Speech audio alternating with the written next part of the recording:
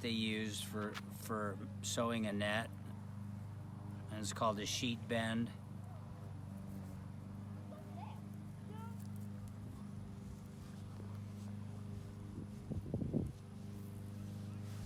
Right there, like that.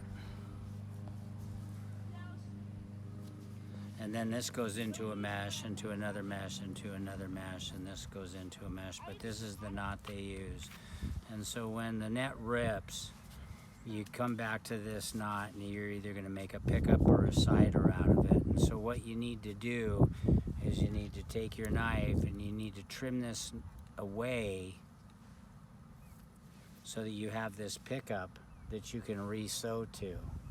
So that when I'm coming along with my needle, I can just come up through here like this and go around.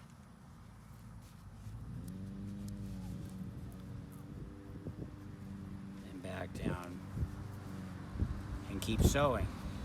The problem is what happens is when the net rips, what they do is they come along with their knife, and to make this a pickup is they'll trim this knot because it has so much tension on it, it doesn't easily untie. So what they'll do is they'll find the easy spot to trim it right here, and they'll cut this, and then what happens is when the knot falls apart, all of these pieces just fall on the deck, and then they get hosed off or swept away or whatever. Mm-hmm. And that's how you end up with all these little short pieces of twine that you find on the beach. Common material right here for nets, nylon netting, poly nets. And so this is a perfect example of what has been cut away and been hosed off or left to go overboard. This is braided twine. Now we have some other ones that are different.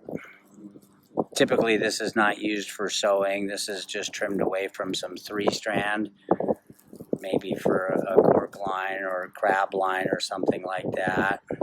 Here's another piece of 3-strand as well. Here's some more net sewing material, same thing.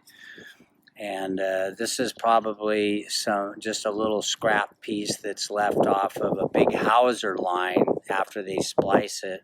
It's braided like this, and they'll splice through each one of these, they'll tuck it in there, and whatever's left over they'll trim away as well sometimes. And so these are some examples of things that should not be in the ocean.